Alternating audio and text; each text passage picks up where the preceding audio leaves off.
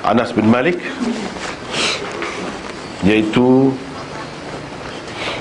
mak dianya Ummu Sulaim namanya, Ummu Sulaim. Ayah tiri dia ialah Abu Talha. Dan ayah dia pisah dengan mak dia kerana nama supaya Islam kan, nama orang pada masa tu, kerana tak belaga. Bini nak Islam, tu tak sih. Itu cerita tu. Jadi pisah. Pisah, bila pisah dia menikah dengan Abu Talha dan dapat anak beberapa orang. Anas bin Malik ni biasanya yang kita selalu berjumpa lah, selalu dengar, dan sudah agak umum orang faham bahawa ketika Nabi SAW pergi ke Madinah tu, mak dia dan ayah dia kemukakan dia ni kepada Nabi SAW untuk menjadi khadam Nabi. Nabi nak suruh apa-apa benda-benda rengeh-rengeh, bolehlah. Jadi dikatakan dalam kebanyakan lah, biasa kita dengar dalam buku-buku hadis apa, kita hadis, dia sebut umurnya 10 tahun ketika tu. Tetapi itu tak benar sebenarnya. Sebab apa? Anas ni dia masuk dalam perang Badar. Itu benda yang kita kena perhatikan. Tak boleh kira orang kata saja. Kena tengok. Dia masuk dalam perang Badar, perang Uhud, masuk. Perang Badar tahun yang kedua, perang Uhud tahun yang ketiga. Kalau kita kata perang Badar tahun yang kedua, tahun yang pertama tu umur 10 tahun, kita katalah mula-mula dia jadi khadam pada Nabi tahun yang pertama 10 tahun. Bermakna tahun yang kedua baru 11, tahun yang ketiga baru 12. Itulah. Macam mana dia boleh masuk perang? Sedangkan Nabi SAW tak bui masuk. Ibnu Umar dan ramai lagi sahabat-sahabat yang lain tak bui masuk perang pasal tak cukup umur. Ibnu Umar umur 14 tahun tak bui, tak bagi masuk.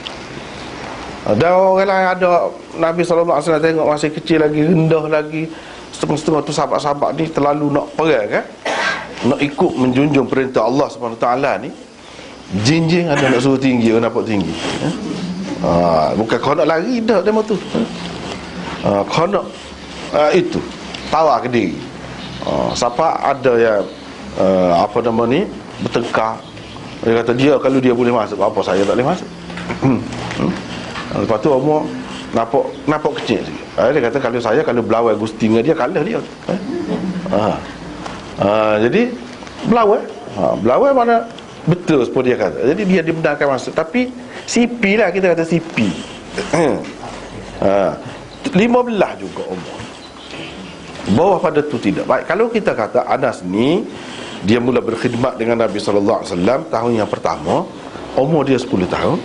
Tahun yang kedua 11, tahun yang ketiga 12. Tak jauh lagi tu.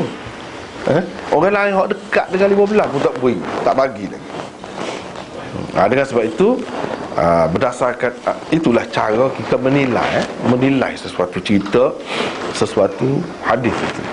Sebab kadang-kadang kita, kalau orang royak gitu kan, selama ni nak dengar orang royak gitu je lah, tak ada alasan. Cuba tengok dalil dia lagu mana. Jadi tak kemah, dengan sendirinya tergugak dah tadi. Ya betul je. Dia sudah bersadah tu. Hak benar sabar pun nak khidmat ni, kalau budak cek sangat dah. Jadi nyaya juga. Pergi aku air, pergi buat gol tu, buat gol ni.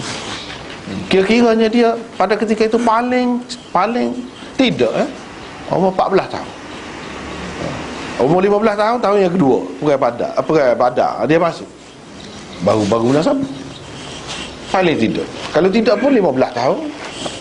15 tahun. Tahun yang kedua tu 16 tahun dah ke. Dan begitulah. Ke atas lah.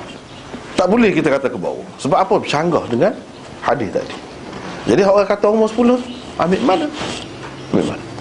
Kalau berdasarkan saat ni, kaedah saat ni, tak boleh kita kata 10 tahun. Kalau 15 tahun, nak sabar. 15 sabar. Sebab apa nak khidmat kepada Nabi, nak kau tugas ni banyak lah. Lepas tu setengah-setengah orang dia kata tak boleh kalau besar 15 tahun tu sudah balik. Bila sudah balik duduk dalam rumah Rasulullah, tengok orang tu, tengok orang ni lagu mana, bini-bini Nabi, anak-anak dia, anak-anak dara dia, lagu mana. Tak boleh. Sedangkan Anas disebutkan tengok orang tu, tengok orang ni. Jawabnya hukum hijab ni pun, tudung ni pun, tahu apa baru ada. Bukan dia apa nama ni, start Islam tu ada hijab selalu, hukum hijab ni ada. Sebelum pada tu buka pun tak kisah. Tengok pun tak kisah, tak apa. Tahun yang keberapa dah tu ada, tahun yang kelima paling cepat 4 tahun yang keempat. Jadi kita tak boleh nak buat alasan juga tu, tak boleh, tak kebal.